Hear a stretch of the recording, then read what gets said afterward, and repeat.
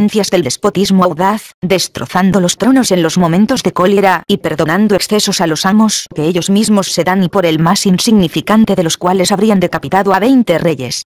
Busca la justicia, busca el derecho, la estabilidad, el orden, el respeto a esas complicadas formas de vuestro mecanismo parlamentario en esas masas violentas, indisciplinadas e incultas a las cuales habéis dicho, vosotras sois el derecho, los amos, los árbitros del Estado.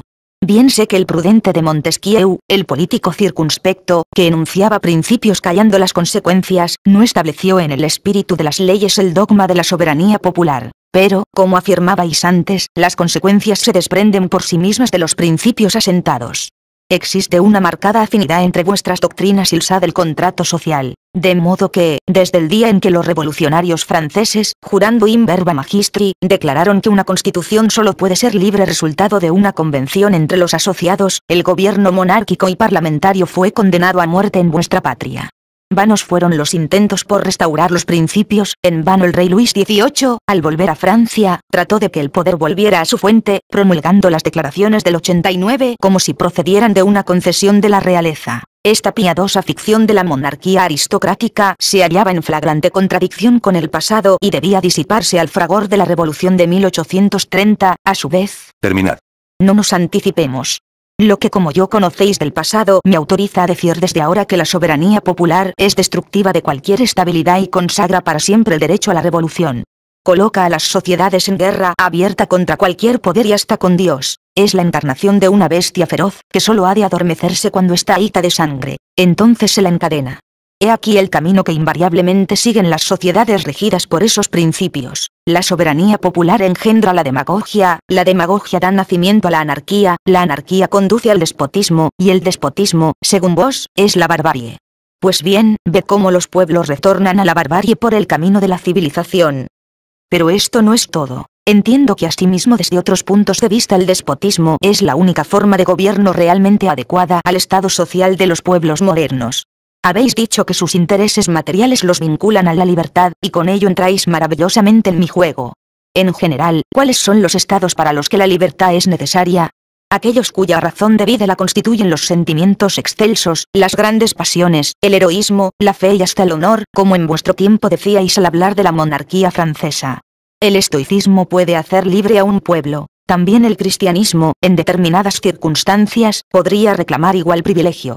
Comprendo la necesidad de libertades en Atenas o en Roma, en naciones que vivían de la gloria de las armas, donde la guerra satisfacía todas las expansiones. Por lo demás, para triunfar sobre sus enemigos, les eran indispensables todas las energías que proporcionan el patriotismo y el entusiasmo cívico. Las libertades públicas fueron patrimonio natural de los estados en que los trabajos serviles e industriales te dejaban a los esclavos, donde el hombre era inútil si no era ciudadano.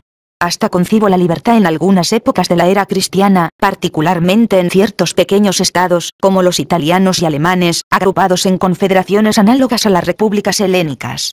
En ello encuentro en parte las causas naturales que hacían necesaria la libertad. Era algo casi inofensivo en esas épocas en que el principio de autoridad no se cuestionaba, la religión imperaba en forma absoluta sobre los espíritus, donde el pueblo, bajo el régimen tutelar de las corporaciones, era mansamente conducido de la mano por sus pastores.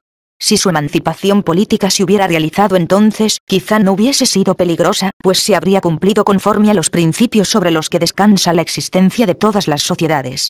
Pero, en vuestros grandes estados, que solo viven para la industria, con vuestras poblaciones sin Dios y sin fe, en una época en que los pueblos ya no hallan satisfacción en la guerra, y cuya violencia se vuelve necesariamente hacia lo interior, la libertad y los principios que la fundamentan solo pueden ser causa de disipación y ruina.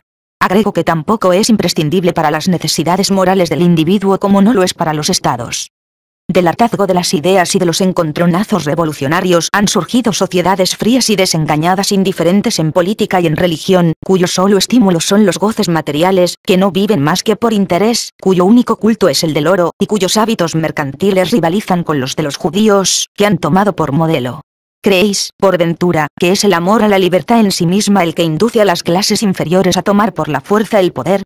Es el odio a los poderosos, es, en el fondo, para arrebatarles sus riquezas, el instrumento de sus placeres que les causa envidia.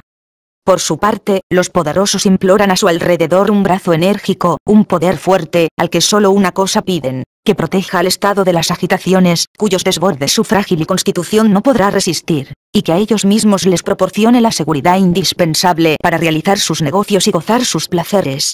¿Qué forma de gobierno creéis posible en una sociedad donde la corrupción se ha infiltrado por doquier, donde la riqueza se adquiere por las sorpresas del fraude, donde únicamente las leyes represivas pueden garantizar la moral y el mismo sentimiento patriótico se ha disuelto en no sé qué cosmopolitismo universal?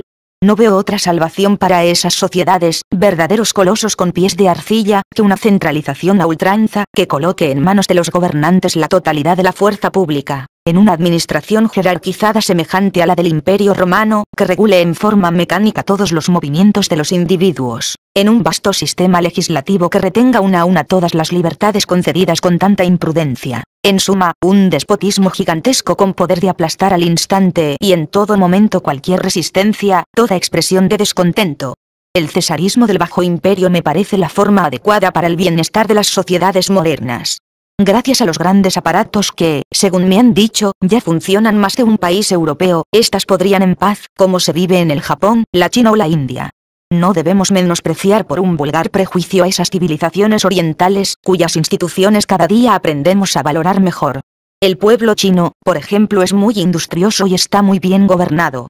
Diálogo quinto. Vacilo en contestaros, Maquiavelo, pues en vuestras últimas palabras recibo un no sé qué de ironía satánica que me induce a sospechar la falta de un completo acuerdo entre vuestra prédica y vuestro íntimo pensar. Sí, existe en vos esa funesta elocuencia que nos extravía de la verdad y realmente sois el tétrico genio, cuyo nombre aún causa espanto en las actuales generaciones. Admito empero de buena gana que mucho perdería al callar en presencia de un espíritu tan poderoso como el vuestro. Deseo escucharos hasta el fin y asimismo explicar, aunque pocas esperanzas abrigo desde ahora de persuadiros. Acabáis de hacer una pintura verdaderamente siniestra de la sociedad moderna. Ignoro si fiel, mas en todo caso incompleta, porque en cualquier cosa el bien existe junto al mal, y en vuestra exposición únicamente aparece el mal. Tampoco me habéis proporcionado los medios de verificar hasta qué punto estáis en lo cierto, pues desconozco de qué pueblos o estados hablabais al hacer tan negro cuadro de las costumbres contemporáneas. Pues bien, supongamos que he tomado como ejemplo a la nación europea con el más alto grado de civilización y a la que menos, me apresuro a decirlo, podría corresponder la imagen que acabo de pintar. ¿Os referís a Francia? Sí. Tenéis razón, es en Francia donde menos han penetrado las oscuras doctrinas del materialismo. Sigue siendo la cuna de las grandes ideas y pasiones, cuyas fuentes, según vos, están cegadas, y de ella partieron los grandes principios del derecho público, a los que no asignáis lugar alguno en el gobierno de los estados. Y podríais agregar que es el tradicional campo de experimentación de las teorías políticas. Desconozco que haya prosperado de manera durable experiencia alguna encaminada a establecer el despotismo en una nación contemporánea, y en Francia menos que en ninguna, y por ello encuentro poco acordes con la realidad vuestras teorías sobre la necesidad del poder absoluto.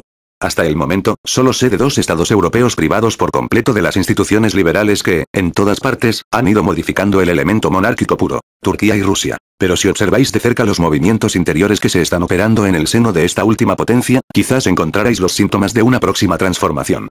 Por cierto, vos anunciáis que, en un porvenir más o menos cercano, los pueblos, amenazados por una inevitable disolución, volverán al despotismo como áncora de salvación, que han de constituirse bajo la forma de monarquías absolutas, parecidas a las de Asia. No es más que una predicción. ¿Cuánto tiempo tardará en cumplirse? Menos de un siglo. Sois adivino. Un siglo es siempre un siglo. Permitid, empero, que os diga que vuestras predicciones no se realizarán. No debemos contemplar las sociedades modernas con los ojos del pasado. Costumbres, usos, necesidades, todo ha variado. No es conveniente entonces confiar sin reservas en las inducciones de la analogía histórica, cuando se trata de apreciar el destino que a esas sociedades les está deparado. Sobre todo, es preciso cuidarse de considerar leyes universales hechos que son simples accidentes y de convertir en normas generales las necesidades de una situación dada o de una época determinada. ¿Debemos acaso inferir que el despotismo es la norma de gobierno, por el hecho de que en múltiples ocasiones históricas ha sobrevenido como consecuencia de las perturbaciones sociales? ¿De que en el pasado pudo servir de transición, he de concluir que es apto para resolver la crisis de los tiempos modernos? ¿No es más lógico afirmar que a nuevos males nuevos remedios, a nuevos problemas nuevas soluciones, a nuevos hábitos sociales nuevas costumbres políticas? Propender al perfeccionamiento, al progreso, es ley invariable de las sociedades. Las ha condenado a ello, por decirlo así, la eterna sabiduría. Es ella la que niega la posibilidad de desandar el camino. Están obligadas a alcanzar este progreso. O a perecer. No vayamos a los extremos. Jamás se ha visto que las sociedades mueran al nacer. Una vez constituidas de acuerdo con la modalidad que les corresponde, puede ocurrir que, al corromperse sus instituciones, se debiliten y mueran. Pero ya habrían vivido por varios siglos. Así es como los diversos pueblos de Europa han pasado, a través de sucesivas transformaciones, del sistema feudal al sistema monárquico, y del sistema monárquico puro al régimen constitucional. Este desarrollo progresivo, de tan importante unidad, nada tiene de fortuito. Se ha producido como la consecuencia necesaria del movimiento que se ha operado en las ideas antes de traducirse en los hechos. Las sociedades no pueden tener otras formas de gobierno que las que corresponden a sus principios, y es esta la ley absoluta la que contradecís cuando consideráis al despotismo compatible con la civilización moderna. Mientras los pueblos han contemplado la soberanía como una pura emanación de la voluntad divina, se han sometido sin un murmullo al poder absoluto. Mientras sus instituciones han resultado insuficientes para garantizar su marcha, han aceptado la arbitrariedad. Empero, desde el día en que sus derechos fueron reconocidos y solemnemente declarados, desde el día mismo en que instituciones más fecundas pudieron resolver por el camino de la libertad las diversas funciones del cuerpo social, la política tradicional de los príncipes se derrumbó. El poder quedó reducido a algo así como a una dependencia del dominio público. El arte de gobernar se transformó en un mero asunto administrativo. En nuestros días, el ordenamiento de las cosas en los estados asume características tales, que el poder dirigente solo de manifiesta como el motor de las fuerzas organizadas. Claro está que, si suponéis a estas sociedades contaminadas por todas las corrupciones, todos los vicios a que aludíais hace apenas un instante, caerán rápidamente en la descomposición. Mas no os percatáis de que vuestro argumento es una verdadera petición de principio. ¿Desde cuando la libertad enviglece las almas y degrada los caracteres? No son estas las enseñanzas de la historia, pues ella atestigua por doquier con letras de fuego que los pueblos más insignes han sido siempre los más libres. Y si es cierto, como decís, que en algún lugar de Europa que yo desconozco, las costumbres se han corrompido, han de ser porque ha pasado por él el despotismo, porque la libertad se habrá extinguido. Es preciso, pues, mantenerla donde existe, y donde ha desaparecido, restablecerla. En este momento, no lo olvidéis, nos encontramos en el terreno de los principios, y si los vuestros difieren de los míos, les exijo sean invariables. Empero, no sé más dónde estoy cuando oigo ponderar la libertad en los pueblos antiguos, y proscribirla en los modernos, rechazarla o admitirla según las épocas y los lugares. Estas distinciones, aun suponiéndolas justificadas, no impiden en todo caso que el principio permanezca intacto, y al principio y solo al principio me atengo. Os veo evitar los escollos, cual hábil piloto que permanece en alta mar. Las generalidades suelen prestar considerable ayuda en la discusión, pero confieso mi impaciencia por saber cómo el grave Montesquieu saldrá del paso con el principio de la soberanía popular. Ignoro, hasta este momento, si forma parte o no de vuestro sistema. ¿Lo admitís o no lo admitís? No puedo responder a una pregunta que se me plantea en esos términos. Seguro estaba de que vuestra razón misma habría de ofuscarse en presencia de este fantasma. Os equivocáis, Maquiavelo. Sin embargo, antes de responderos, debería recordaros lo que mis escritos han significado, el carácter de la misión que han podido llenar. Habéis asociado mi nombre con las iniquidades de la Revolución Francesa. Es un juicio harto severo para el filósofo que con un paso tan prudente ha avanzado hacia la búsqueda de la verdad. Nacido en un siglo de efervescencia intelectual, en vísperas de una revolución que habrá de desterrar de mi patria las antiguas formas del gobierno monárquico, puedo decir que ninguna de las consecuencias inmediatas del movimiento que se operaba en las ideas escapó a mi mirada desde ese momento. No podía ignorar que necesariamente un día el sistema de la división de poderes desplazaría el sitial de la soberanía. Este principio, mal conocido, mal definido, y sobre todo mal aplicado, podía engendrar equívocos terribles, y desquiciar a la sociedad francesa en pleno.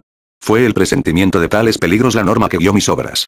Por ello, en tanto ciertos innovadores imprudentes atacaban de lleno la raíz misma del poder, preparando, a sus espaldas, una catástrofe formidable, yo me dediqué exclusivamente a estudiar las formas de los gobiernos libres, a inferir los principios propiamente dichos que regían su establecimiento. Más estadista que filósofo, más jurisconsulto que teólogo, legislador práctico, si la osadía de esta palabra me está permitida, antes que teórico, creía hacer más por mi país enseñándole a gobernarse, que poniendo en tela de juicio el principio mismo de autoridad. No quiera Dios, empero, que pretenda atribuirme méritos más puros a expensas de aquellos que, como yo, han buscado la verdad de buena fe. Todos hemos cometido errores, mas cada uno es responsable de sus obras. Sí, Maquiavelo, y es esta una concesión que no titubeo en haceros, teníais razón cuando decíais hace un instante que la emancipación del pueblo francés hubiera debido realizarse de conformidad con los principios superiores que rigen la existencia de las sociedades humanas, y esta reserva os permitirá prever el juicio que habré de emitir acerca del principio de la soberanía popular. Ante todo, no admito en ningún momento una designación que parece excluir de la soberanía a las clases más esclarecidas de la sociedad. Esta distinción es fundamental, pues de ella dependerá que un Estado sea una democracia pura o un Estado representativo.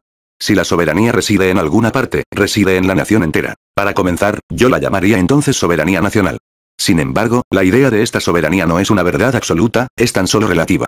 La soberanía del poder humano responde a una idea profundamente subversiva, la soberanía del derecho. Ha sido esta doctrina materialista y atea